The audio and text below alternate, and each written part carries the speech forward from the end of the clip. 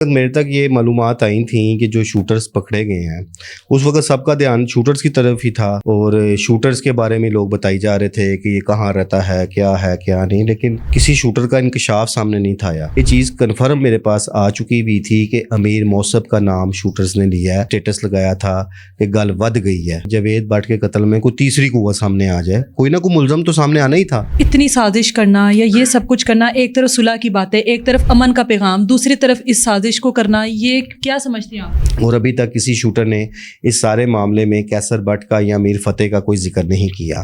Main किरदार एक और है आरफ नाम का, जिसने अमीर मोहसिब और इन शूटर्स के दरमियान में मीटिंग अरेंज कराई थी। माँ भी परेशान होगी उनकी, वो भी सुकून से अपने घर में नहीं रह सकते। दुश्मनी अभी मजीद बढ़ती हुई नजर आ रही है। लोग तो अब जावेद भट्ट के कत्ल ने तो इतना खौफ डाल दिया कि दोनों घरानों के जो करीबी लोग हैं सब अंडरग्राउंड है। जावेद भट्ट केस में जो मुलजिम है अमीर मौसब को करार दे दिया गया है। खुर्रम पाशा साहब हमारे साथ मौजूद हैं। इस तरह की पेशन गोइयाँ ये पहले से ही कर देते हैं अपने सोशल मीडिया प्लेटफॉर्म के ज़रिए, गल वध गई है, ट्रेस। अब इन तक ये पेशन गोइयाँ किस तरह से आती हैं, किस तरह से ये उनको आगे कन्वे करते हैं? अब इस केस में आगे क्या होने वाला है, पाशा साहब से पूछते हैं। पाशा साहब, पहले तो मुझे ये बताएं कि आप वक्त आने से पहले ही चीज़ों को जो है कन्वे कर देते हैं कि ये सब कुछ होने वाला है, कैसे? मैं ये नहीं कहता ये कुछ होने वाला है, या हिंट दे देते हैं? उसमें हिंट ये था, वो जो भी आपने की गल वध गई है, कि जिस वक्त मेरे तक ये मालूमात आई थी कि जो शूटर्स पकड़े गए हैं उस वक्त सबका ध्यान शूटर्स की तरफ ही था और शूटर्स के बारे में लोग बताई जा रहे थे कि ये कहाँ रहता है क्या नहीं, लेकिन किसी शूटर का इंकशाफ सामने नहीं था आया। तो जब मेरे ज़राए से मुझे ये मालूमात मिली कि शूटर्स ने अमीर मौसिब का नाम ले लिया है, तो वो मेरे लिए भी एक बड़ी शॉकिंग न्यूज़ थी, क्योंकि मैं तो काफ़ी दिन से इस मामले पे ये बात कर रहा था कि सुलह की तरफ मामलात को जाना चाहिए। और मैं ख़ुद ये ख्वाहिश रखता था दिल में कि अल्लाह करे जावेद भट्ट के कत्ल में कोई तीसरी कुव्वत सामने आ जाए, कोई ना कोई मुलजम तो सामने आना ही था। तो ये कड़ियाँ जो हैं अमीर बलाश टीपू की फैमिली की तरफ या उस ग्रुप की तरफ ना आ जाएं, क्योंकि अगर ये कड़ियाँ उधर चली गईं और कोई मुलज़म ऐसा पकड़ा गया कि जो ये बात बता दे जिसने शूटर्स ने बता दी है, तो फिर मुस्तकबिल में इस दुश्मनी की आग को जो बुझाने की हम लोग ख्वाहिश का इज़हार कर रहे हैं, वो आग बुझती फिर नज़र नहीं आएगी। तो जब अमीर मौसिब का नाम सामने आया तो मैं खुद बड़ा शॉक्ड हुआ उस बात से। लेकिन जाहिर है अभी पुलिस तफ्तीश कर रही थी, तो हम पे भी ये एक ज़िम्मेदारी आयद होती है कि हम बिफ़ोर टाइम कई चीज़ें ऐसी नहीं बयान करनी चाहिए कि जिससे मुकदमे की तफ्तीश पे कोई असर पड़े। तो वो ये चीज़ कन्फर्म मेरे पास आ चुकी भी थी कि अमीर मौसब का नाम शूटर्स ने लिया है, तब मैंने ये स्टेटस लगाया था कि गल वध गई है। अच्छा साहब, मुझे बताइएगा कि बलाज केस के बाद इनकी फैमिली के साथ सब लोगों की बहुत हमदर्दियाँ थी, बहुत सिंपति थी कि जुल्म हुआ है, ज़्यादती हुई है। उसके बाद इतनी साजिश करना या ये सब कुछ करना, एक तरफ सुलह की बातें, एक तरफ अमन का पैगाम, दूसरी तरफ इस साजिश को करना, ये क्या समझती हैं आप? देखें, ना तो तीफी भट्ट ग्रुप की तरफ से ये पैगाम था सुलह का, ना अमीर बलाश टीपू की फैमिली की तरफ से कुछ सुलह का पैगाम था। ये सुलह का पैगाम या सुलह की कोशिशों की ख्वाहिश का इज़हार करना वो उन लोगों का था कि जो चाहते थे कि हो, और अपने अपने लेवल पे लोग कोशिश भी कर रहे थे। जिस तरह हम मीडिया पर्सन होके हम अपने इंटरव्यूज़ में इस ख्वाहिश का इज़हार कर देते थे, दोनों ग्रुपों का इस तरफ रुझान नहीं था।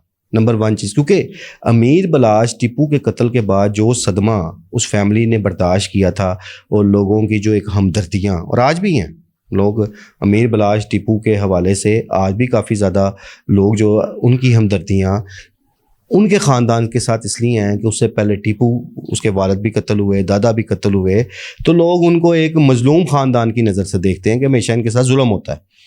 बट जावेद भट्ट के कत्ल के बाद जब ये चीज़ सामने आई है अब कि अमीर मौसब उसमें इन्वॉल्व है, उसके बावजूद भी लोगों की खासी तादाद की जो हमदर्दियाँ फिर भी उधर ही हैं। लेकिन इस चीज़ को भी एक बड़ा तबका नहीं पसंद कर रहा कि दुश्मनियों में कि बहनों को निशाना बनाया जाए। इस चीज़ की भी जो लोग देखें पॉजिटिव सोच रखते हैं, इंतशारी नहीं है, बल्कि ये बड़ा जुल्म इस हवाले से है कि एक बहन गाड़ी में मौजूद है, अटैक किया जाता है, उसका हस्बैंड मारा जाता है और वो ज़ख्मी हो जाती है। तो अब चूँकि ये चीज़ें क्लियर होती जा रही हैं, अमीर मौसिब का किरदार सामने आ गया है, اور ابھی تک کسی شوٹر نے اس سارے معاملے میں کیسر بٹ کا یا امیر فتح کا کوئی ذکر نہیں کیا. اب دیکھنا یہ ہے کہ جو مین کردار ایک اور ہے عارف نام کا، جس نے امیر محتب اور ان شوٹرز کے درمیان میں میٹنگ ارینج کرائی تھی. بتائیے گا پاشا صاحب، اتنے بڑے بڑے ڈیرے، پیسہ، دولت، گھر، سب کچھ، لیکن سکون نہیں ہے. سب بھاگے ہوئے ہیں، گھروں کو تالے لگے ہوئے ہیں، گھروں میں اجاڑ پھری ہوئی ہے، ماں بھی پریشان ہوگی ان کی، وہ بھی سکون سے اپنے گھر میں نہیں رہ سکتے. دشمنی ابھی مزید بڑھتی ہوئی نظر آ رہی ہے. بڑی اچھی بات کی ہے آپ نے کہ واقعی یہ حقیقت ہے اور یہ سبق بھی ہے. اس چیز سے سیکھنا چاہیے ان لوگوں کو جو دشمنیوں کو پروموٹ کرتے ہیں، جو دشمنیوں کو لے کر چلتے ہیں. یہ سبق ان دونوں گھرانوں کے لیے بھی ہے کہ اتنا کچھ ہونے کے باوجود، دنیا بھر کی آسائشات ہونے کے باوجود، دولت ہونے کے باوجود، قیمتی پراپرٹیز ہونے کے باوجود آج وہ اپنے گھروں میں نہیں رہ پا رہے. تو میں سمجھتا ہوں یہ بہت بڑا سبق ہے ان دونوں فیملیوں کے لیے بھی کہ ان دشمنیوں میں رکھا کچھ نہیں ہوا. کیا فائدہ کہ در بدر ہوئے ہوئے ہیں. اب آپ دیکھیں امیر موصب یا امیر فتح، جو میر بلاش ٹپو گھرانے کے دو مین لوگ تھے، وہ دونوں اپنے گھر میں موجود ہی ہیں. ایک ملک سے باہر ہے، ایک ملک میں روپوش ہے. تیفی بٹ ایک عرصے سے روپوش ہے، بیرون ملک ہے. گوگی بٹ روپوش ہے. اس کے بعد اب کیسر بٹ بھی ان میں شامل ہو گئے ہیں. تو مقصد ان سب کے ڈیرے غیر آباد ہیں.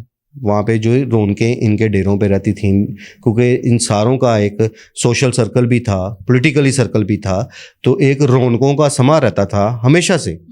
آج وہ ویرانی ہے. کہاں ہیں وہ سب لوگ؟ کوئی نظر نہیں آ رہا. لوگ تو اب جاوید بٹ کے قتل نے تو اتنا خوف ڈال دیا کہ دونوں گھرانوں کے جو قریبی لوگ ہیں سب انڈر گراؤنڈ ہے. کیونکہ اب یہ چیز چل پڑی ہے کہ اب اس دشمنی میں رشتہ داروں کو بھی نشانہ بنایا جا سکتا ہے، کل کلاں کو قریبی دوست کو بھی نشانہ بنایا جا سکتا ہے. تو اس چیز سے بچنے کے لیے وہ سب انڈر گراؤنڈ ہے. تو سکون تو نہیں ہے. صرف یہ نہیں کہ کسی ایک شخص کو نہیں، ان ساروں کو سکون نہیں ہے اس وقت.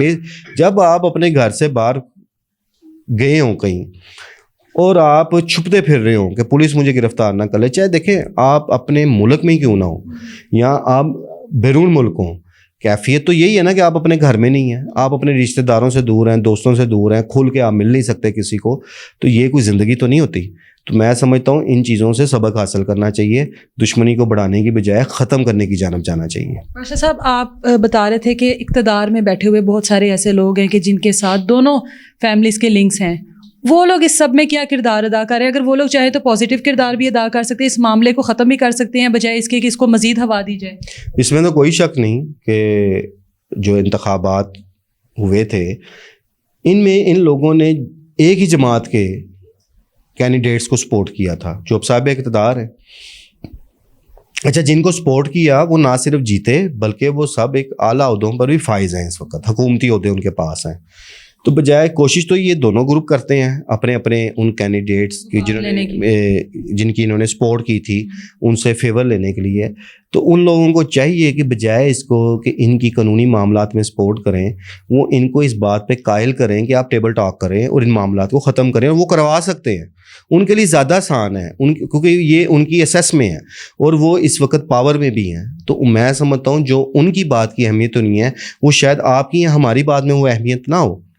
تو وہ بجائے اس کے کہ ان کی سفارشیں کریں، ان کو ڈیفینس کرنے کی کوشش کریں، اس کی بجائے وہ بڑا اچھا رول پلے کر سکتے ہیں کہ وہ اگر ان دونوں خاندانوں کو ملانے کے لیے کوئی ایفرٹ کر لیں.